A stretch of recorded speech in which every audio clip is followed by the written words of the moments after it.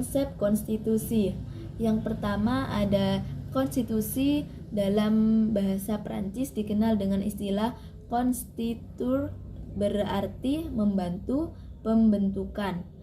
Yang kedua, konstitusi adalah seperangkat aturan atau hukum yang berisi ketentuan tentang bagaimana pemerintah diatur dan dijalankan. Oleh karena aturan atau hukum yang terdapat dalam konstitusi itu mengatur hal-hal yang amat mendasar dari suatu negara, maka konstitusi dikatakan pula sebagai hukum dasar yang dijadikan pegangan dalam penyelenggara suatu negara.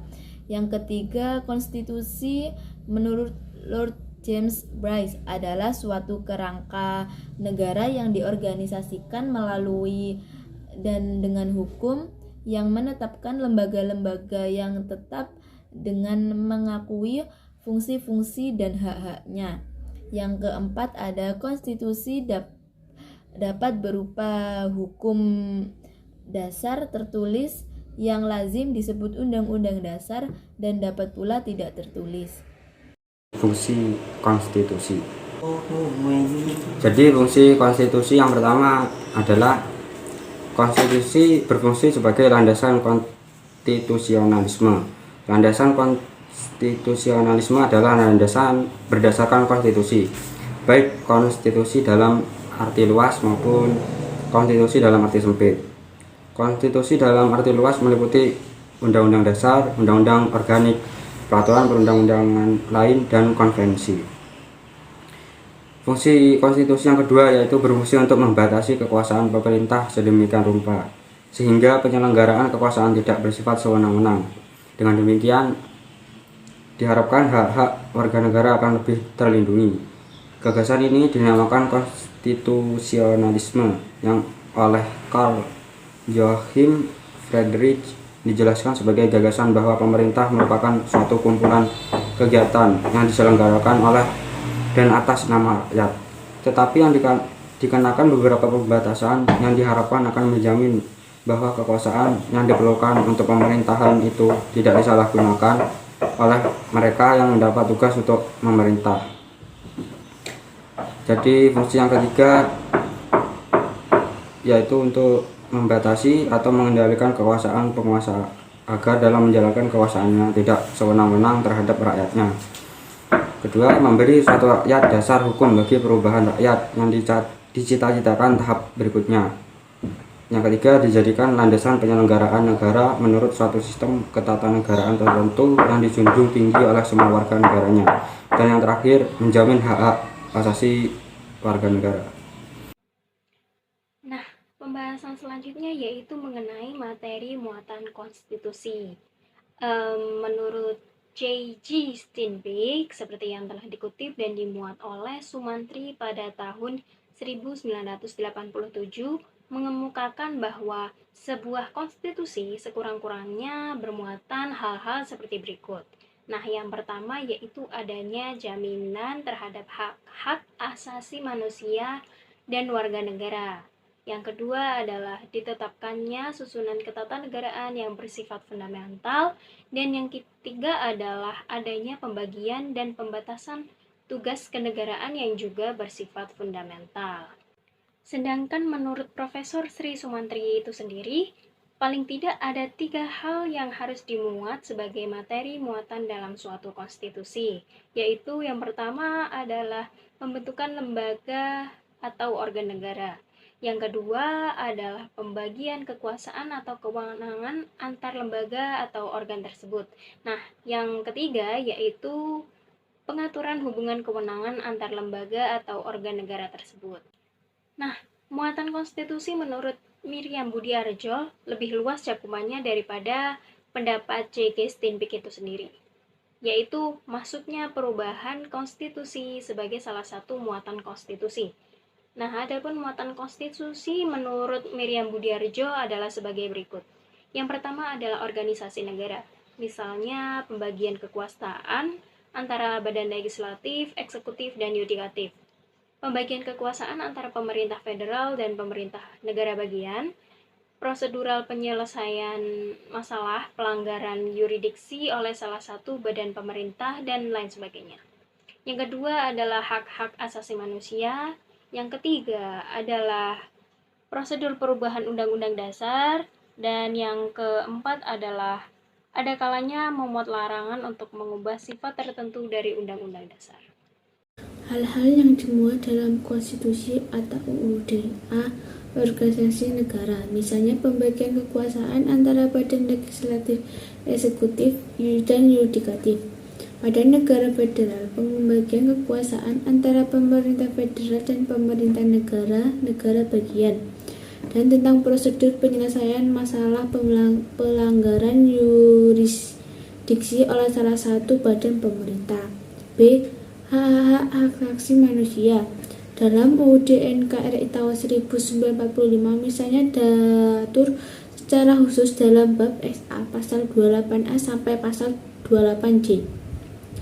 J. Prosedur mengubah UUD dalam UUD NKRI tahun 1945 misalnya diatur secara khusus dalam bab 16 pasal 37 tentang perubahan undang-undang dasar.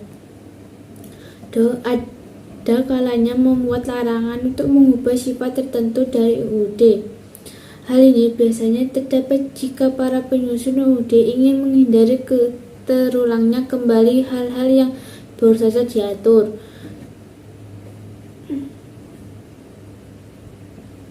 Seperti misalnya munculnya seorang diktator atau kembalinya suatu monarki. UUD Federal Jerman melarang untuk mengubah sifat kembali federalisme dari UUD oleh karena dikhawatirkan bahwa sifat unitarisme dapat meliginkan jalan untuk munculnya kembali seorang diktator seperti Hitler. Dalam UUD NKRI 1945 misalnya diatur mengenai ketetapan bangsa Indonesia untuk tidak akan mengubah bentuk negara kesatuan Republik Indonesia. Pasal 37 ayat 5. Memuat cita-cita rakyat dan asas-asas ideologi negara. Ungkapan ini mencerminkan semangat yang oleh menyusun UUD ingin diabadikan dalam UUD sehingga mewarnai seluruh naskah UUD itu. Misalnya UUD Amerika Serikat menonjolkan keinginan untuk memperkokoh pengembangan 13 koloni dalam suatu uni, menegaskan dalam permulaan UUD. Kami, rakyat Amerika Serikat, dalam keinginan untuk membentuk suatu uni yang lebih sempurna, menerima UUD ini untuk Amerika Serikat. Konstitusi yang pernah berlaku di Indonesia. 1. Undang-Undang Dasar Negara Republik Indonesia 1945. Masa berlaku 18 Agustus 1945 sampai dengan Agustus 1950, dengan catatan mulai 27 Desember 1949 sampai dengan 17 Agustus hanya berlaku di wilayah RI Proklamasi.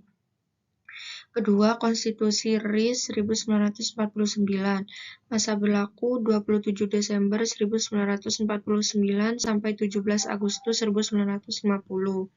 Ketiga, Undang-Undang Dasar Sementara 1950, masa berlaku 17 Agustus 1950 sampai 5 Juli 1959. 4. Undang-Undang Dasar NRI 1945, masa Orde Lama, masa berlaku 5 Juli 1959 sampai 1965. 5. Undang-Undang Dasar NRI 1945, masa Orde Baru, masa berlaku 1966 sampai 1998. Perubahan Undang-Undang Dasar NRI 1945. Pada awal era reformasi, pertengahan 1998, muncul berbagai tuntutan reformasi di masyarakat. Tuntutan tersebut disampaikan oleh berbagai komponen bangsa, terutama oleh mahasiswa dan pemuda. Salah satu tuntutannya adalah mengamandemen Undang-Undang Dasar NRI 1945. Perubahan yang dilakukan dimaksudkan guna menyesuaikan dengan tuntutan dan tantangan yang dihadapi saat itu. Persoalan bangsa dan tantangan yang dihadapi saat itu tentunya berbeda dengan masa awal reformasi. Dalam 4 kali sidang MPR, Undang-Undang Dasar NRI 1945 mengalami perubahan sebagai berikut. Perubahan pertama, Undang-Undang Dasar NRI 1945 dihasilkan pada Sidang Umum MPR 1999 tanggal 14 sampai 21 Oktober 1999. Perubahan kedua, Undang-Undang Dasar NRI 1945 dihasilkan pada Sidang Tahunan MPR 2000 tanggal 7 sampai 18 Agustus tahun 2000.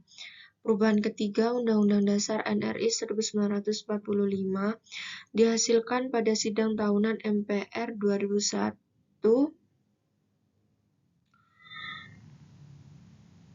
tanggal 1 sampai 9 November 2001.